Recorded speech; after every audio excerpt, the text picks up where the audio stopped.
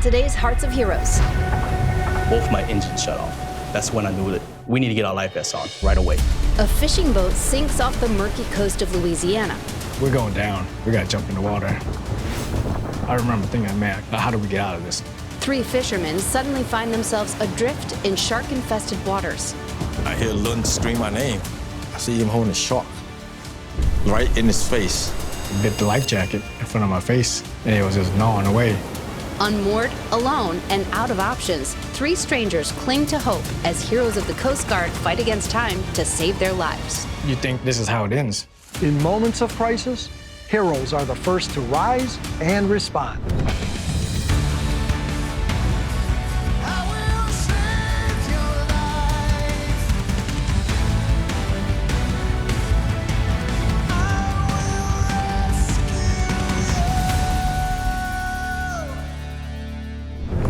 Finding yourself adrift in open water is a nightmare scenario for pretty much everyone. When you add sharks, it transforms into absolute terror. When 3 fishermen had to abandon ship off the coast of Louisiana, they found themselves in an unimaginable predicament. Their only hope, other than their own resourcefulness, was the United States Coast Guard.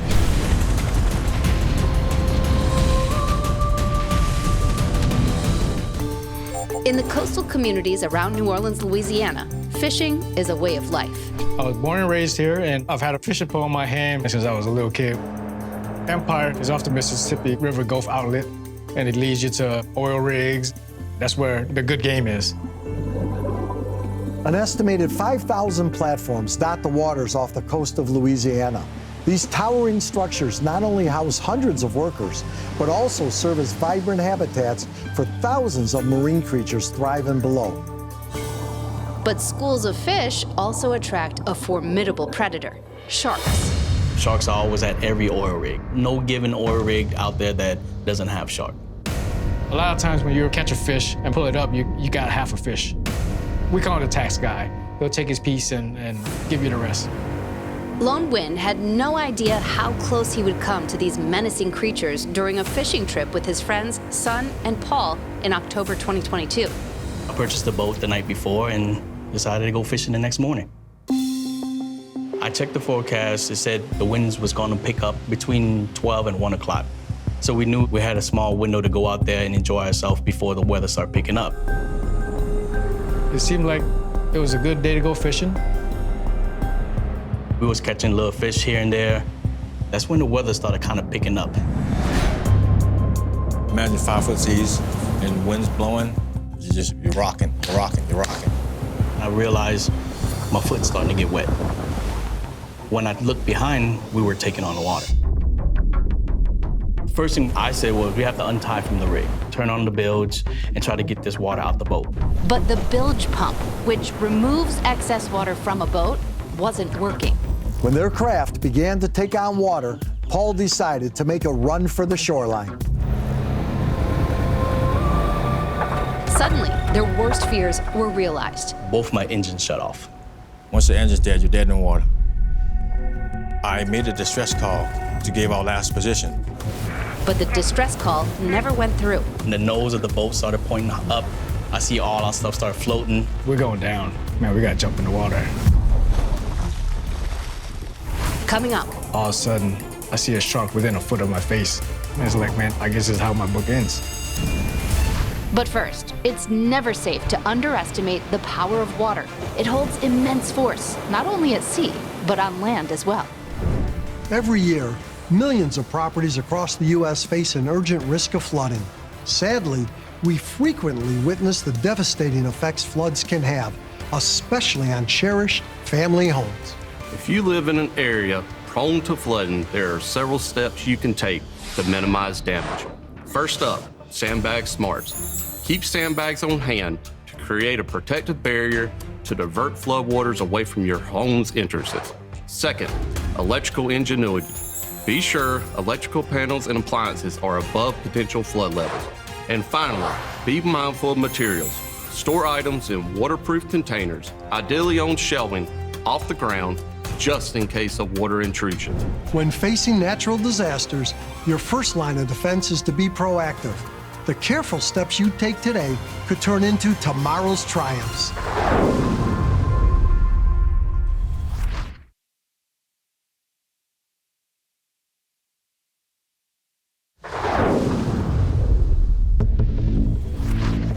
With their boat sinking miles off the Louisiana coast, 3 fishermen had no choice but to jump in the water to survive. It's my fault. I shouldn't have asked them to go fishing with me. They knew their only hope was to stay afloat. We swim close to each other. Sonny starts saying, grab whatever y'all can. Being seasoned fishermen, the men knew that coolers like the one they had in their boat can be specifically designed to stay upright and stable in water. They tied themselves to the buoyant coolers and started formulating a plan. Sonny said, does your wife know we're out here? Do you think anybody know that we're out here? And I was like, you know, I told her we went fishing. They just don't know our location. But the 3 friends knew that they were really far from the shore. Land was not an option. It's too far. The closest thing was the rigs. That was the only plan. We're just gonna stay together and we're gonna try to swim towards the rig.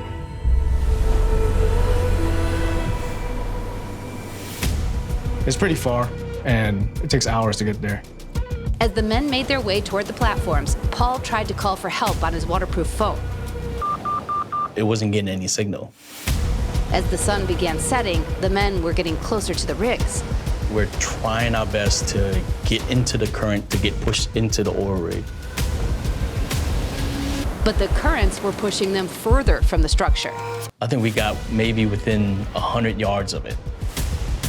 And then as close as we got to it, we got swept away with that same current.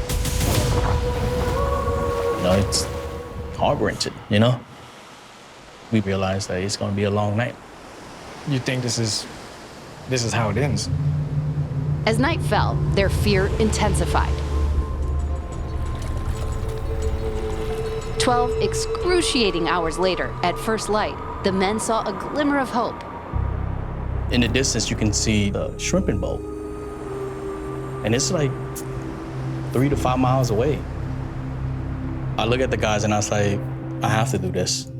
I got them in this, I gotta get them out of this. And then I started swimming toward the boat. He just takes off. I try to yell at him to come back, but he just ignores me and just keeps going. Back on shore, their worried families had contacted the U.S. Coast Guard Air Station New Orleans, a highly trained team of pilots, flight crew, and rescue swimmers.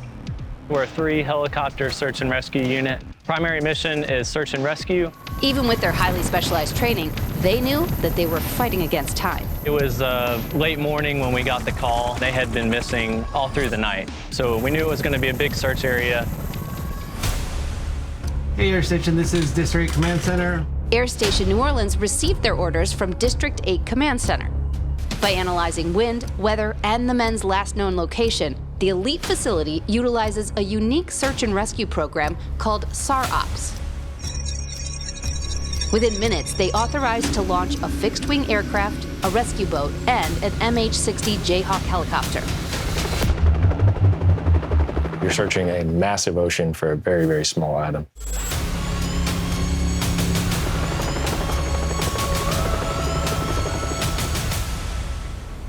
After almost 20 hours on the open sea, Luen was losing energy and losing hope.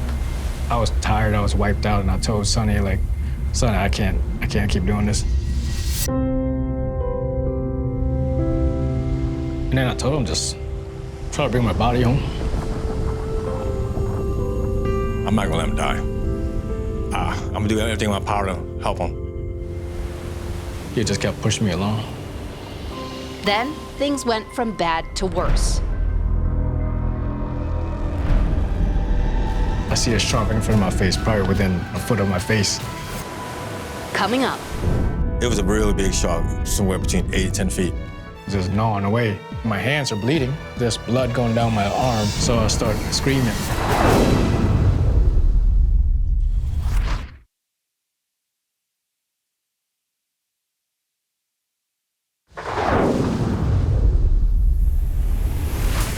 After hours of being adrift in the open seas, Hope was running out for these 3 lost fishermen. But the United States Coast Guard was not about to give up on them. They knew, however, that time was quickly running out. After 20 hours of kicking and struggling through relentless ocean currents, Luan and Sun Win found themselves face to face with curious and dangerous predators. All of a sudden, boom, shark in your face. It was a really big shark, somewhere between 8 to 10 feet. And he bit the life jacket in front of my face, and it was just gnawing away. If that part wasn't in front, my face would have been gone. That's how close it was. Decided to hit. The shark ran away. So now I find out my hands are bleeding. There's blood going down my arm, and it's just dripping down my arm. It's like, oh no, you start thinking like, oh man, it's gonna bring out the sharks by. Meanwhile, Paul, who had separated from his friends, kept swimming toward the shrimp boat. I'm getting closer and closer. And I'm struggling to keep my head up and just keep swimming toward it. And then I see it went the other way. I'm here by myself now, just floating out in the middle of the ocean. I pull out my phone, I realize I still have it on airplane mode. I turned it off and I realized I caught a signal. Paul couldn't believe his eyes. His phone battery was at 3%. At that moment, dozens of text messages began to flood in. With his phone running out of juice, Paul sent a text to a friend. I screenshot it and I sent it to him. And while I was texting him back, my phone shut off. Paul's friend got the text and alerted the Coast Guard. The command center revised the search pattern and notified rescue teams. We make a hard turn to the left, fly as fast as we can. Look down, and it appears that one survivor was attempting to wave his very exhausted arms at us. Rescue swimmer Richard Heffley geared up and went to work. We did a free fall deployment of the rescue swimmer, hit the water, and I swam over to the survivor. They lowered a basket and pulled Paul into the helicopter. Right around that time, we heard another call from the fixed-wing asset saying they located the other 2 survivors. With their location confirmed, the aircraft radioed the exact coordinates to Coast Guard watercraft. Once I saw the boat, the only thing I could think of, we made it. It was like a dream. The exhausted men were pulled on board the Coast Guard boat.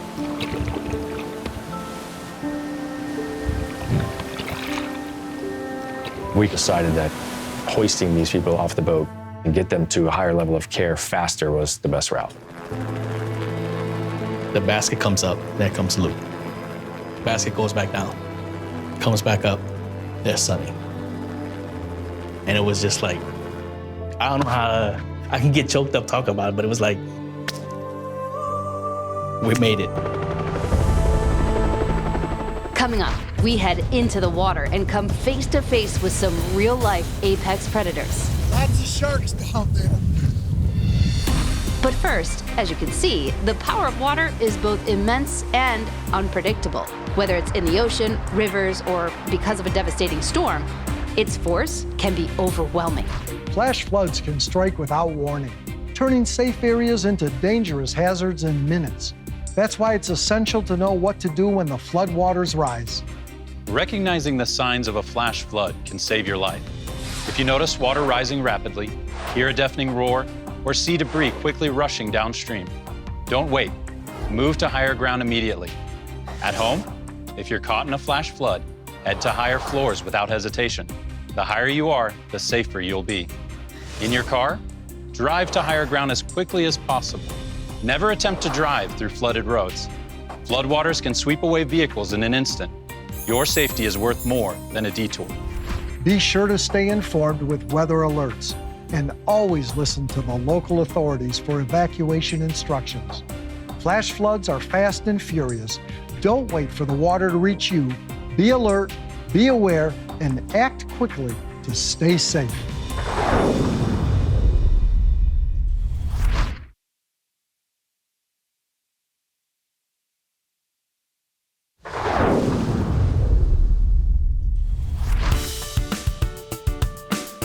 name is Raina, and I am a professional shark diver and underwater photographer. Sharks are incredibly misunderstood creatures.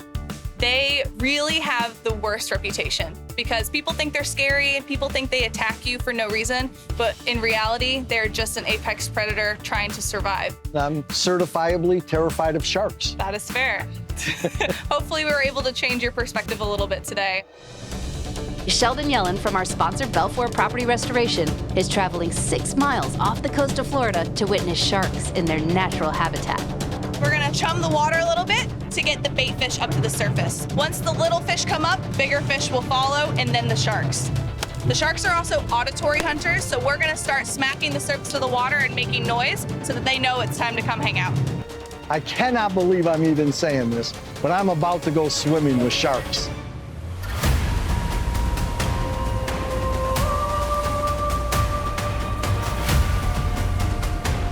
When I first went down in that shark cage, I was a little nervous. And when the first two swam right under me, it was that sense of calmness and the fact that they actually accepted me down there with them is what put me at ease.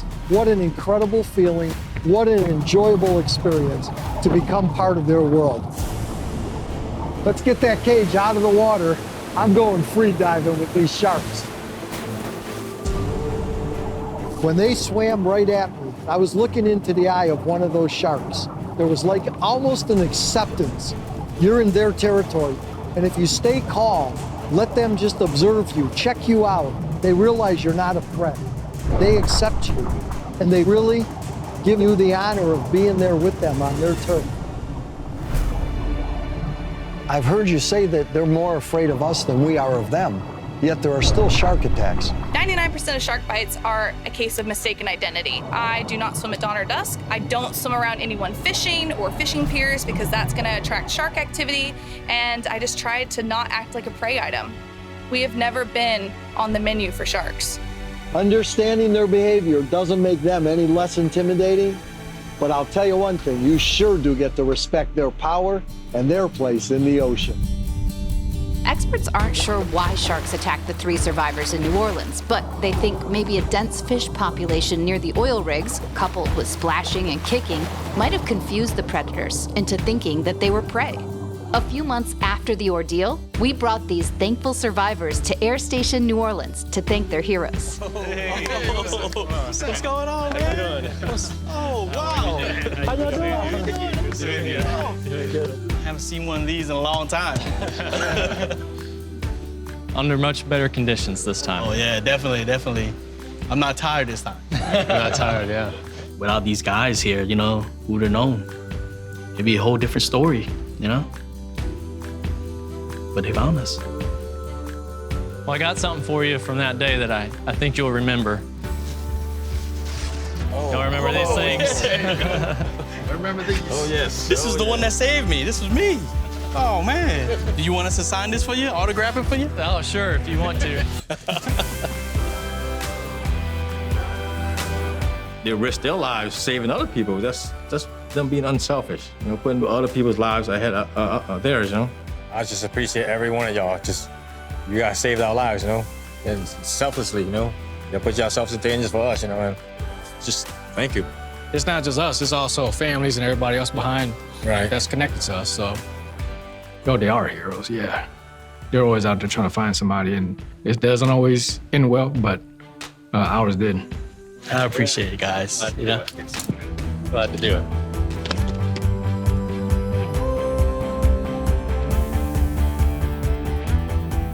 Keep up the good work.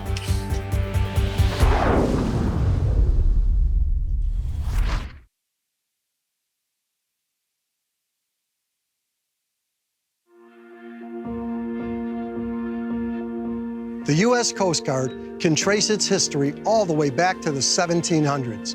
And in that time, they have saved countless lives and ensured the safety of our oceans and shores. You can be sure that their remarkable legacy will endure, safeguarding us in any disaster that might arise from those waters. We're glad you watched today's incredible story of survival. Tune in again for more next time on Hearts of Heroes.